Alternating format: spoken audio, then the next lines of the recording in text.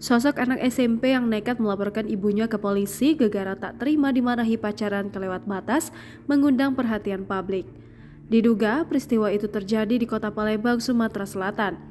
Dilansir dari akun Instagram @igtainment pada Kamis 1 Desember 2022, terungkap bahwa anak SMP tersebut merupakan seorang perempuan alias berstatus siswi.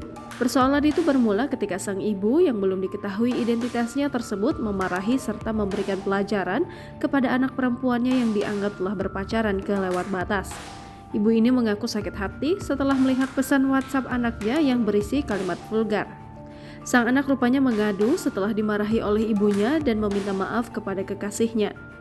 Sebagai seorang ibu, dirinya mengaku sakit hati melihat sang anak yang masih terbilang di bawah umur berpacaran kelewat batas.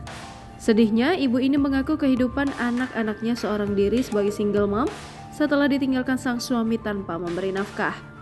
Lantaran tak terima dilarang berpacaran oleh sang ibu, hingga sang anak berujung melaporkan ibunya sendiri ke polisi. Ia melaporkan ibu kandungnya sendiri atas dugaan kekerasan. Pada unggahan tersebut, ibu ini memperlihatkan bukti surat pelaporan sang anak ke Poltabes Palembang, Sumatera Selatan. Kasat Reskrim Polrestabes Palembang, Kompol Daris Dimzah saat dikonfirmasi tribunsumsel.com masih enggan berkomentar banyak perihal unggahan video viral tersebut. Namun Haris juga tidak membantah ataupun membenarkan adanya video viral tersebut. Sayangnya ketika tribunsumsel.com coba mencari video itu, ternyata video tersebut sudah dihapus dan tidak lagi ditemukan.